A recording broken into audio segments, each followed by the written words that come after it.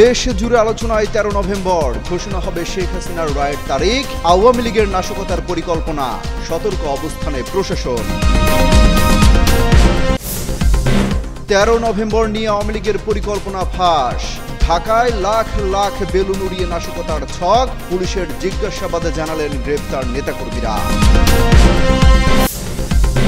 নির্বাচন ঘিরে নাশকতার শঙ্কা ইসি, আইন শৃঙ্খলা রক্ষা সংক্রান্ত বৈঠকে জানালো নির্বাচন কমিশন। ঝুঁকি মোকাবেলায় বাহিনীগুলোকে প্রস্তুত থাকার নির্দেশ। 7 সকালে ঢাকার একাধিক বাসে আগুন, নাশকতা নাকি অন্য কিছু উঠছে প্রশ্ন। তদন্তের পর জানা যাবে বলছে পুলিশ। নতুন মিশনে তারেক রহমান, জুলাই যোদ্ধাদের দলে ফেরাচ্ছে বিএনপি। নাহিদদের সাথে জুলাই যোদ্ধাদের দ্বন্দ্বকে কাজে লাগাচ্ছে দলটি, মন্তব্য বিশ্লেষকদের। ডক্টর ইউনূসকে ভারতের প্রতিরক্ষা মন্ত্রীর সতর্ক থাকার আহ্বান। এবার কড়া জবাব দিল ঢাকা, কূটনৈতিক শিষ্টাচারের প্রতি অসম্মানজনক বলছে পররাষ্ট্র মন্ত্রণালয়। আসন্ন জাতীয় সংসদ নির্বাচন ঘিরে রাজনৈতিক অঙ্গনে চলছে নানা সমীকরণ। বিশেষ করে দেশ জুড়ে আলোচনায় 13 নভেম্বর। পাড়ার চায়ের আড্ডা থেকে শুরু করে রাজনৈতিক মহল, সব জায়গায় চলছে এ নিয়ে চুলচেরা বিশ্লেষণ। প্রশ্ন উঠছে, কি হতে যাচ্ছে এই দিন, কি ঘটতে যাচ্ছে রাজধানীতে, কেনই বা বৃহস্পতিবার নিয়ে এত আলোচনা। আগামী 13 নভেম্বর আন্তর্জাতিক অপরাধ ট্রাইব্যুনালে ঘোষণা হতে যাচ্ছে সাবেক প্রধানমন্ত্রী শেখ হাসিনার মামলার রায়ের তারিখ। এ নিয়েই তৈরি হয়েছে উত্তেজনা। এদিন জুলাই অভ্যুত্থানের সময় ছাত্র জনতাকে হত্যাসহ মানবতা বিরোধী অপরাধের মামলায় অভিযুক্ত 3 জনের বিরুদ্ধে রায়ের তারিখ ঘোষণা করবেন ট্রাইব্যুনাল। একই দিন ঢাকায় লকডাউন কর্মসূচি পালন করবে কার্যক্রম নিষিদ্ধ আওয়ামী লীগ। এ নিয়ে সামাজিক যোগাযোগ মাধ্যমে চলছে প্রচারণা। নিরাপত্তা সংশ্লিষ্ট কর্মকর্তাদের সংখ্যায় একটি কার্যক্রম নিষিদ্ধ রাজনৈতিক দলের অংশবিশেষ সহিংস পরিস্থিতি সৃষ্টির পরিকল্পনা করছে, যার লক্ষ্য হতে পারে বিচার প্রক্রিয়া বাধাগ্রস্ত করা। এর মধ্যে আওয়ামী লীগের নেতাকর্মীরা 13 নভেম্বর ঢাকা লকডাউনের ঘোষণা দিয়ে প্রচারণা চালাচ্ছে। অন্যদিকে কার্যক্রম স্থগিত দলের এই কর্মসূচি ঠেকাতে মাঠে নামার ঘোষণা দিয়েছে বিএনপি ও জাতীয় নাগরিক পার্টি। আওয়ামী লীগের রাজপথে নামার ঘোষণাকে কাউন্টার দিয়েছে দেশের প্রধান রাজনৈতিক দল বিএনপির নেতাকর্মীরা। তারা বলছেন, আগামী 13 নভেম্বর সর্বশক্তি দিয়ে বিএনপির নেতাকর্মীরা মাঠে থাকবে। আওয়ামী লীগ যদি কোনোভাবে পরিস্থিতি অস্থিতিশীল করার চেষ্টা করে, তাহলে উত্তম জবাব দেওয়া হবে। এছাড়া নাম প্রকাশ না করার শর্তে এনসিপির একজন যুগ্ম আহ্বায়ক ও যুগ্ম সদস্য সচিব জানান, আওয়ামী লীগের নেতাকর্মীদের তৎপরতা সম্প্রতি বৃদ্ধি পেয়েছে। জুলাই গণহত্যার হুকুমদাতা শেখ হাসিনার বিচারের রায়কে কেন্দ্র করে বিভিন্ন সামাজিক যোগাযোগ মাধ্যমে সক্রিয় হতে দেখা যাচ্ছে তাদের। তেমন কোনো পরিস্থিতির উদ্ভব যাতে না হতে পারে সেটি নিশ্চিত করা সরকার ও প্রশাসনের কাজ। তারপরও উদ্ভূত যে কোনো পরিস্থিতি সৃষ্টি হলে তা মোকাবিলায় ছাত্র জনতাকে অল্প সময়ের নোটিশে তাৎক্ষণিক রাজপথে নামার ডাক দেবে এনসিপি। এদিকে কার্যক্রম নিষিদ্ধ আওয়ামী লীগের ডাকা 13 নভেম্বর ঢাকায় লকডাউন কর্মসূচি ঠেকাতে আইন শৃঙ্খলা রক্ষাকারী বাহিনীকে সর্বোচ্চ সতর্ক থাকার নির্দেশ দিয়েছে স্বরাষ্ট্র মন্ত্রণালয়। একই সাথে লকডাউনের কর্মসূচিতে কেউ মাঠে নামলে সঙ্গে সঙ্গে গ্রেফতারের নির্দেশনা দেওয়া হয়েছে। রোববার সচিবালয়ের স্বরাষ্ট্র মন্ত্রণালয়ে আইন শৃঙ্খলা সংক্রান্ত কোর কমিটির সভা থেকে এসব নির্দেশনা দেওয়া হয়। তামজিদ মির্জা, যুগান্তর নিউজ। কার্যক্রম স্থগিত আওয়ামী লীগের টার্গেটে 13 নভেম্বর। এদিন রাজধানীতে বিপুল লোকের সমাগম ঘটিয়ে লকডাউন কর্মসূচি পালন করতে চায় দলটি। এমন তথ্য দিয়ে সামাজিক যোগাযোগ মাধ্যমে প্রচারণা করতে দেখা যায় কার্যক্রম স্থগিত দলের পলাতক নেতাদের। তাদের লক্ষ্য 13 নভেম্বর আন্তর্জাতিক অপরাধ ট্রাইব্যুনালে শেখ হাসিনার মামলার রায়ের তারিখ ঘোষণা ঠেকানো। তবে এরই মধ্যে ফাঁস হয়ে গেছে তাদের সব পরিকল্পনা। গোয়েন্দা তথ্যে বেরিয়ে এসেছে তাদের নাশকতার পুরো ছক। গেল রোববার ডিএমপির মিডিয়া অ্যান্ড পাবলিক রিলেশনস বিভাগের উপপুলিশ কমিশনার মোহাম্মদ তালেবুর রহমান জানান, রাজধানীর বিভিন্ন এলাকা থেকে 25 জন নেতাকর্মীকে গ্রেপ্তার করে ডিবি পুলিশ। গ্রেপ্তারদের প্রাথমিক জিজ্ঞাসাবাদে জানা যায়, তারা ঢাকা শহরে ঝটিকা মিছিলের মাধ্যমে জনমনে আতঙ্ক সৃষ্টি ও আইন শৃঙ্খলা বিঘ্ন করার ষড়যন্ত্রে লিপ্ত ছিল। পাশাপাশি তারা আগামী 10 থেকে 12 নভেম্বর রাষ্ট্রীয় অতিথি ভবন, যমুনা সহ রাজধানীর বিভিন্ন স্থানে আওয়ামী লীগের স্লোগান সম্বলিত 1 লাখ গ্যাস বেলুন ওড়ানোর পরিকল্পনা করেছিলেন। ডিসি তালেবুর রহমান জানান, রাজধানীর শাহবাগ, মিরপুর, রমনা, তেজগাঁও, মতিঝিল, ওয়ারী, উত্তরা, লালবাগ ও গুলশান এলাকায় পৃথক সময় ও স্থানে অভিযান পরিচালনা করে তাদের গ্রেপ্তার করা হয়। আইন শৃঙ্খলা রক্ষায় ও নাশকতা প্রতিরোধে এ ধরনের অভিযান অব্যাহত থাকবে। গ্রেপ্তারদের বিরুদ্ধে আইনানুগ ব্যবস্থা প্রক্রিয়াধীন রয়েছে। আইন শৃঙ্খলা বাহিনীর দাবি, এই পরিকল্পনার পেছনে ছিল সংগঠিত রাজনৈতিক প্রতিরোধের একটি বড়সড় প্রচেষ্টা।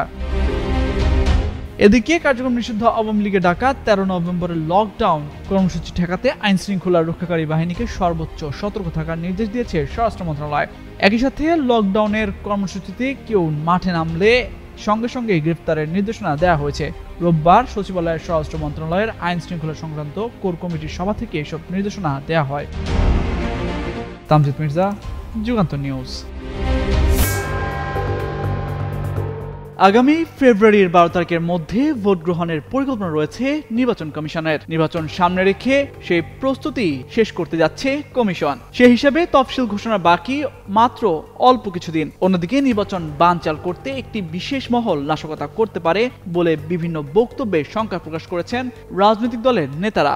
এবার বিষয়টি উঠে আসলো নির্বাচন কমিশনের আইন শৃঙ্খলা রক্ষা সংক্রান্ত বৈঠকেও। সেখানে একই শঙ্কা প্রকাশ করেছে খোদ নির্বাচন কমিশন।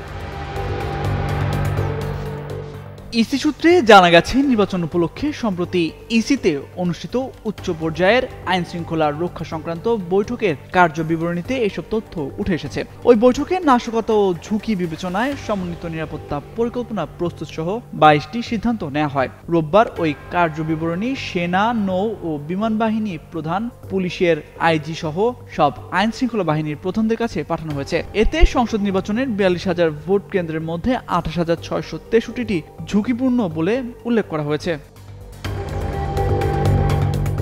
তফসিল ঘোষণার আগ মুহূর্তে দাবি আদায় নন এমপিও শিক্ষক এবং সরকারি প্রাথমিক বিদ্যালয়ের সহকারী শিক্ষকদের আন্দোলন, তাদের উপর পুলিশের লাঠিচার্জ নির্বাচনে কেমন প্রভাব পড়বে তা নিয়েও চিন্তিত ইসি। কমিশন মনে করছে, আসন্ন নির্বাচনে এসব শিক্ষকরা ভোট গ্রহণ কর্মকর্তার দায়িত্ব পালন করবেন। ভোটের আগ মুহূর্তে তাদের এই আন্দোলন ভোটের উৎসবমুখর পরিবেশ তৈরিতে বিঘ্ন ঘটাতে পারে। জুলাই সনদ ও গণভোট নিয়ে রাজনৈতিক দলগুলোর মধ্যে মতপার্থক্য এবং সারা দেশের রাজনৈতিক হামলার ঘটনা কমিশনকে বিব্রত করছে। নির্বাচন কমিশনার অবসরপ্রাপ্ত ব্রিগেডিয়ার জেনারেল আবুল ফজল মোহাম্মদ সানাউল্লাহ শঙ্কা প্রকাশ করে বলেন, নির্বাচন কেন্দ্র করে বিভিন্ন ধরনের স্যাবোটেজের ঘটনা ঘটতে পারে। মানুষের ভয়েস ক্লোন করে চরিত্র হনন করা হতে পারে। এমনকি প্রবাসী ভোটারদের পোস্টাল ভোটিং কার্যক্রমও বানচালের চেষ্টা হতে পারে। যে কোনো ঝুঁকি মোকাবিলায় বাহিনীগুলোকে প্রস্তুত থাকার নির্দেশ দেন এই নির্বাচন কমিশনার। বৈঠকে সেনাবাহিনী প্রধানের প্রতিনিধিও বিভিন্ন বিষয়ে শঙ্কা প্রকাশ করেন। বলেন, নির্বাচনে বিভিন্ন রাজনৈতিক দলের উপর হামলা, কেন্দ্র দখল, ব্যালট ছিনতাই, ভোট প্রদানের বাধা দেওয়া এবং ভোট গ্রহণ কর্মকর্তাদের দায়িত্ব পালনে প্রতিবন্ধকতা তৈরি সহ তাদের বসতবাড়িতে হামলা এবং অগ্নিসংযোগের ঘটনা ঘটতে পারে। নির্বাচনে সেনাবাহিনীকে বিচারিক ক্ষমতা দিলে আরও কার্যকর ভূমিকা পালন করতে পারবে। প্রয়োজন অনুযায়ী ভোট গ্রহণ ও নির্বাচনী মালামাল রক্ষায় সেনাবাহিনীকে ভোট কেন্দ্রে প্রবেশের অনুমতির প্রয়োজন হতে পারে। ঝুঁকিপূর্ণ কেন্দ্রের পরিসংখ্যান তুলে এসবি প্রধানের প্রতিনিধি বৈঠকে জানান, নির্বাচনের সময় অবৈধ অস্ত্রের যোগান আসতে পারে। অবৈধ অস্ত্রের প্রবাহ নিয়ন্ত্রণে সিআইডিকে দায়িত্ব নেওয়ার পরামর্শ দেন তিনি। তামজিদ মির্জা, যুগান্তর নিউজ।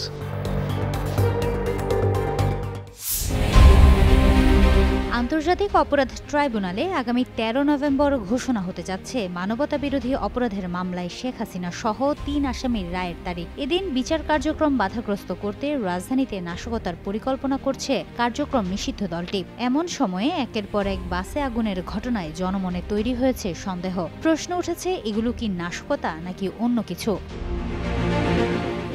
ভোরে রাজধানীর মেরুলবাড্ডা ও শাহজাদপুর এলাকায় ভিক্টর পরিবহনের 2টি বাসে আগুন লাগে। পরে ফায়ার সার্ভিসের 2টি ইউনিট দ্রুত আগুন নিয়ন্ত্রণে আনে। এ বিষয়ে ফায়ার সার্ভিসের নিয়ন্ত্রণ কক্ষের ডিউটি অফিসার রাশিদ বিন খালিদ গণমাধ্যমকে জানান, বাসে কিভাবে আগুন লেগেছে এ বিষয়ে কোনো সংবাদ বা তথ্য তারা পাননি। এছাড়া কেউ হতাহত হয়েছে এমন তথ্য পাওয়া যায়নি।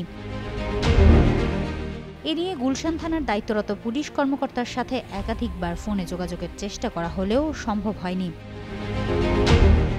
এমনকি এদিন ভোর 3:57 মিরপুর মডেল থানাধীন গ্রামীণ ব্যাংক ভবনের বাউন্ডারি ওয়ালের ভিতর মেইন গেটের পাশে অবস্থিত অভ্যর্থনা কেন্দ্রের সামনে 2 জন মোটরসাইকেল আরোহী রাস্তা থেকে ককটেল নিক্ষেপ করে দ্রুত পালিয়ে যায়। এই ঘটনায় সেখানকার নিরাপত্তা পরিস্থিতিকে আরও জটিল করে তোলে।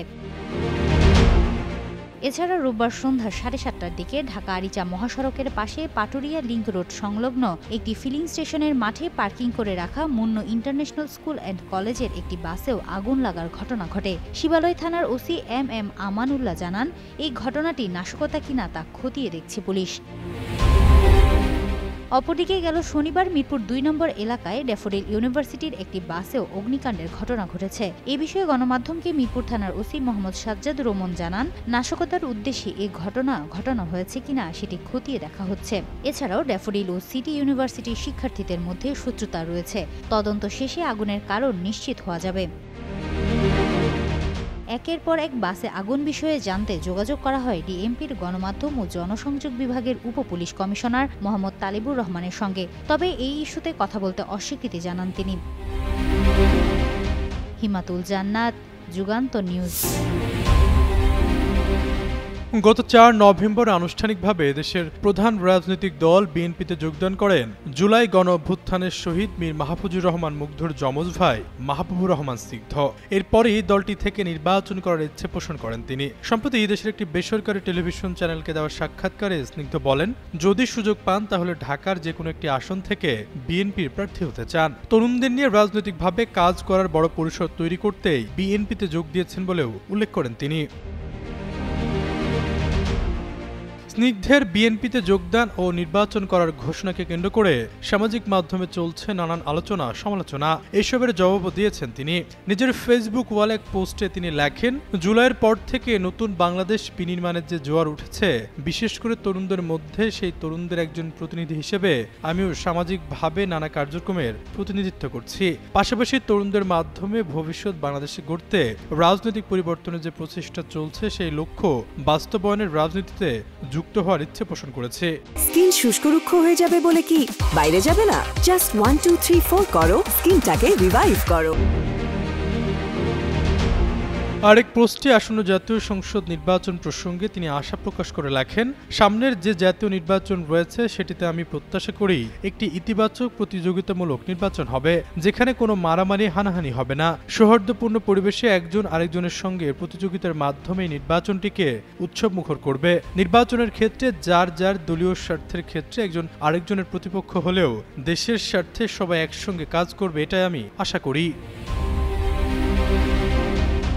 এদিকে বিএনপির সঙ্গে ঐক্যবদ্ধভাবে কাজ করার প্রতিশ্রুতি ব্যক্ত করেছেন জুলাই গণ অভ্যুত্থানের শহীদ ও আহত পরিবারের সদস্যরা।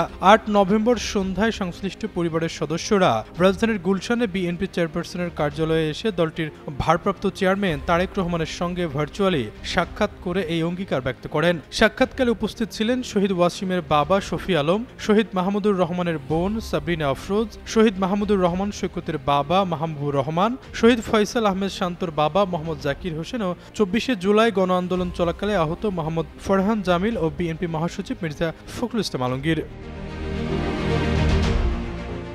রাজনৈতিক বিশ্লেষকদের মত, তারেক রহমান জুলাই আন্দোলনের চেতনা ও তরুণদের সাথে নিয়ে দলের 31 দফা বাস্তবায়নে কাজ করতে চান। সেজন্যই তিনি মুগ্ধের মতো উদীয়মানদের দলে ভেড়াচ্ছেন। কারো কারো মত, এনসিপি জুলাই আন্দোলনকারীদের প্ল্যাটফর্ম হলেও নানান কারণে নাহিদ আক্তারদের সঙ্গে দূরত্ব বেড়েছে জুলাই যোদ্ধাদের। এই সুযোগটি কাজে লাগিয়ে আসন্ন নির্বাচনে তরুণদের সঙ্গে নিয়ে ভোট যুদ্ধে চমক দেখাতে চায় বিএনপি।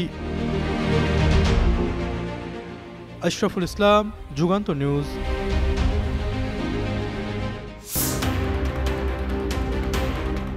সম্প্রতি প্রধান উপদেষ্টা অধ্যাপক ডক্টর মোহাম্মদ ইউনূসকে শব্দচয়ন নিয়ে সংযত থাকার আহ্বান জানান ভারতের প্রতিরক্ষামন্ত্রী রাজনাথ সিং।